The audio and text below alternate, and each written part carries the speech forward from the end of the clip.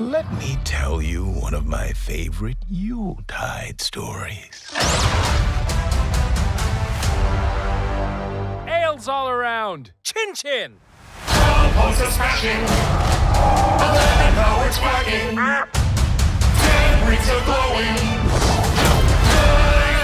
you and the stars.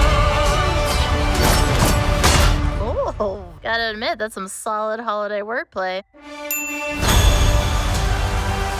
There are infinite stories to be told across the multiverse.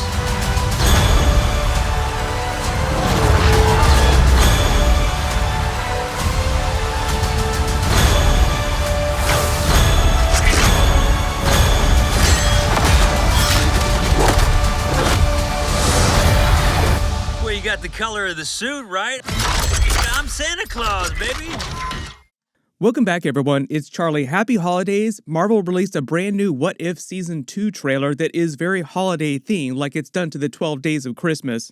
But there's a whole bunch of Easter eggs here, like, for example, the Loki multiverse tree from the end of Loki Season 2 that he winds up creating when he becomes the god form of Loki is in the trailer. Justin Hammer even comes back for a bunch of Iron Man Armor Wars Easter eggs for the comics, so we'll break it all down. If you're brand new to the channel, of course I'll be doing videos for all the episodes. The real big difference this year, though, is that they're actually releasing one episode every single day starting on the 22nd, or like the night of the 21st. I don't know if they're going to release the episodes at midnight or like 6 p.m. the day before, like they did with the Loki series.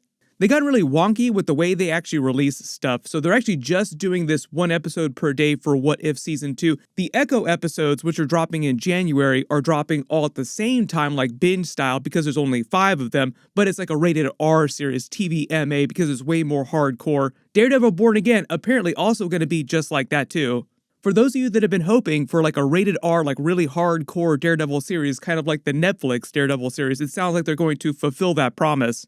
But just starting at the beginning of the trailer, working our way through shot by shot, talking about Easter eggs and WTF moments. They start the trailer with the 12 Days of Christmas, Christmas Carol theme, like this is obviously all dropping during the holidays around the Christmas holiday, with the Watcher basically talking to Captain Carter about his favorite Christmas story as he sort of spins around, like they're standing in the middle of the multiverse and he spins things around in the middle of space so that Captain Carter can actually see the depiction of Loki's multiverse tree, so to speak. So in order to do that, she'd have to be on a higher dimension.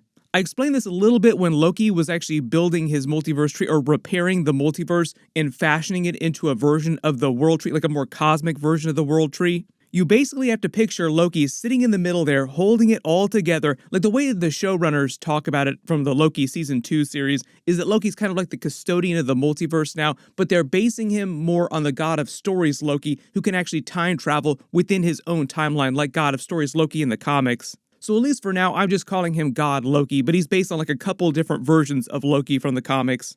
They've obviously added the Christmas decorations to Loki's multiverse tree because of the Christmas theme of the episodes. If you really wanted to get super deep on the weeds here, like if this is actually existing, like if there are actually Christmas decorations around Loki's multiverse tree, you'd be like, what does this mean? What does this change about the multiverse that there's Christmas decorations everywhere? You have to imagine that every single little light bloom there is like a completely alternate universe. So like these Christmas decorations would have to be massive, massive in scale if you really think about it. Then there's a quick montage of a bunch of different episodes. This is from the Hela episode, What If Hela Found the 10 Rings, basically, where Hela gets banished to Earth in sort of like a replay of the events of the first Thor movie, but for Hela earlier in the timeline because Hela was locked up before Thor was born. So I think the idea is that instead of banishing her to that other dimension prison that Odin did for all those thousands of years, he banishes her to Earth as a penance. It eventually winds up finding that alternate dimension town from the Shang-Chi movie, and they take her in.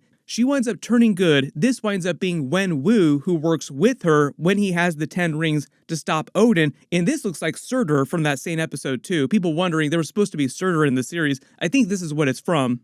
It sounds like Odin learns about the 10 rings or their power, and he wants to take over the Earth because it is part of the 9 realms, theoretically. And part of the whole backstory with Hela is that she and Odin conquered the 9 different realms and just stopped at 9 realms because Odin recanted and is like, you know what? No, I don't want to be a conquering race. So he literally stopped them conquering the universe at 9 realms. And that's why it's only 9 realms.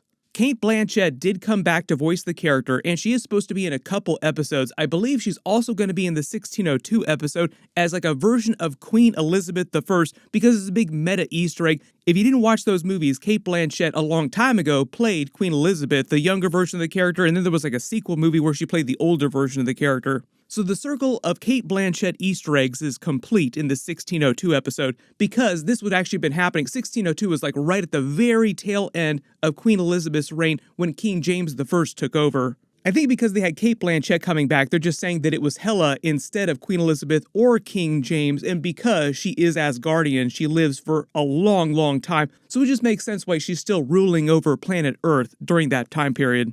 This scene of Nebula in the rain is meant to be from the What If Nebula joined the Nova Corps, and that's sort of like an alternate history where Thanos winds up being deposed earlier in the timeline by Ronan the Accuser. Not really sure how he winds up doing that, but because of that, Nebula wants to get out from under Thanos' shadow, so she winds up being recruited to the Nova Corps, and you can actually see later in the trailer, she's wearing Yondu's fin. That episode is meant to be more of like a dark noir Blade Runner crime thriller kind of episode. This scene of Gamora is from that Iron Man episode that was supposed to happen during Season 1 where Iron Man got stuck on Sakaar instead of Thor during the events of Thor Ragnarok. So he winds up fighting in the Contest of Champions, but their version of the Contest of Champions is sort of like a junker race, kind of like Wacky Races, because Iron Man's whole thing is that he loves to race cars. They just wind up building a bunch of Mad Max-style junker cars, like he builds the junker version of the Iron Man Hulkbuster armor, the Junk Buster, basically. You could also call it the Trash Buster too. I think that Marvel actually sold toys for that in real life, or if they haven't, they will eventually. This scene of Thor seems like it's from the 1980s Avengers episode where they wind up fighting Peter Quill and his father, Ego the Living Planet, but it's a younger version of Peter Quill who winds up joining him and using their power to try and take over the planet in the universe eventually. Just like Hela, part of the idea with Thor is that because he's Asgardian, he's like 1,500 years old during the events of the modern Marvel movies. Maybe just like a couple years older than that because a couple years have gone by since then, but he's over 1,500 years old. So if they're doing the 1980s version of the Avengers, like what if the Avengers formed, but in the 1980s, Thor would essentially be the exact same, like he would look the exact same. Not that much time would have gone by for him. In reality, during the 1980s, Thor was just busy going on adventures with Loki, the Warriors 3, his father Odin, like just basically having fun out amongst the Nine Realms. This scene of Iron Man is from What If Happy Hogan Saved Christmas, which is basically like a Die Hard style story where Happy Hogan has to save the Avengers Tower because Justin Hammer comes back and starts stealing Iron Man's armor and basically taking over all their stuff. It's sort of a version of Iron Man Armor Wars from the comics. So this is like Jon Favreau doing all this Happy Hogan saving Christmas stuff. Darcy, we got a code red. The Avengers Tower's been overtaken. On Christmas? What is this, Con Air? No, wait, Under Siege? No. Oh, that's not it. Hey, John McClane, focus. And obviously Sam Rockwell coming back to voice Justin Hammer. I know a lot of people hoping that he comes back for the live-action version of the Armor Wars movie that they're now doing. Instead of a series, they're doing Armor Wars as a movie at some point during Phase 6. The Avengers Tower here that looks like it's inside a snow globe is basically the Watcher looking into this reality with the What If Happy Hogan Saved Christmas as if he's looking into a snow globe, but he's like looking into another reality. And this features all the original Avengers living at the Avengers Tower, so it's before the events of Avengers Infinity War and before the events of Captain America Civil War where they all wind up breaking up, so to speak. Paul Rudd comes back as Ant-Man during the Marvel 1602 episodes. Even though the trailer says 12 Hulks of smashing, I don't know if that means that there'll actually be Hulk in every single episode. Probably not. The red light here makes this seem like this is also from the Marvel 1602 episode. The red light is actually coming from Scarlet Witch's Chaos Magic, who's a big character during that episode, and she'll be kind of like an MCU version of Merlin during that. Merlin is actually a Marvel canonical comic book character. He comes mostly from the Captain Britain comics, but he's featured in a bunch of other comics too. Like the whole concept of Camelot, for instance, they got into during the Eternals movie, so there is a live action of Merlin that was alive during that period, meaning that he was probably Sorcerer Supreme of his day in the live action MCU. And if it wasn't clear because they haven't given any voiceover dialogue in the trailers, but Elizabeth Olsen came back to do the voice of Scarlet Witch in all the different episodes that Scarlet Witch is going to be in. There's a real quick shot of Howard the Duck for people wanting Howard the Duck to come back. He was in What If Season 1 episodes. He actually got married to Darcy in that episode. Maybe this shot of Rocket Raccoon is also from that Nova Corps episode. This is just Kaori from that special Kaori episode, but she's in a couple episodes. Like you see a version of Avengers Infinity War with Thanos coming after them, the Infinity Gauntlet, in like a more modern version of Captain America. I'm not sure which episode this Loki episode is going to be, if he's also in that Hela episode or it has something to do with what Hela is doing during the series, but he's wearing his classic Avengers armor.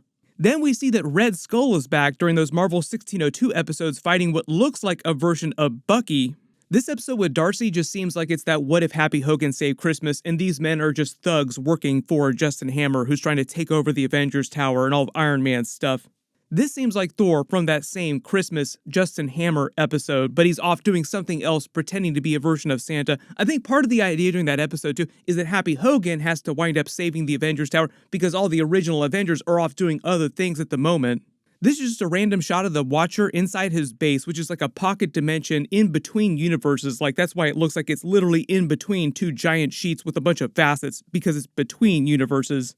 Zoom in and enhance on the bottom of the frame here, you can actually see a shard into one of the other universes with Thanos screaming at him, like Thanos can actually see him. This episode of Korg and Groot playing poker might be from that Nova Corps episode, just because things went down differently during that universe. This is meant to be Justin Hammer during that What If Happy Hogan Saved Christmas episode invading the Avengers Tower. They cut it with a quick shot of what looks like Odin catching Thor's hammer. This might be when he's banishing Hela to Earth, because remember, the whole idea is that Hela wielded Thor's hammer before Thor wielded Thor's hammer. Just another shot from that Happy Hogan episode with the Iron Legion behind him. So this is after the events of Avengers Age of Ultron when Iron Man created the Iron Legion. We get to see Doctor Strange Supreme come back. I'm not sure what he's doing in his regular episode before they have their big team-up episode. There's a real quick montage, then they end with a Sam Rockwell, Justin Hammer joke with him inside the Hulkbuster joking about being a Santa Claus because Iron Man's red and yellow suit is very similar to Santa's red suit. So there's a whole bunch of Easter eggs going on in here. If there's any footage that I didn't talk about in the video that you spotted that you have questions about, just write it below in the comments. But my episodes will start on the 22nd after they start posting them. And I just did a big X-Men 97 teaser trailer video because Marvel also revealed what's going on with all their 2024 animated series. So you can click here to learn all about that and all the other stuff that's coming in 2024. There's a bunch of really cool stuff. And click here for my new Deadpool 3 Wolverine video. Thank you so much for watching. Everyone stay safe, and I'll see you guys in the next one.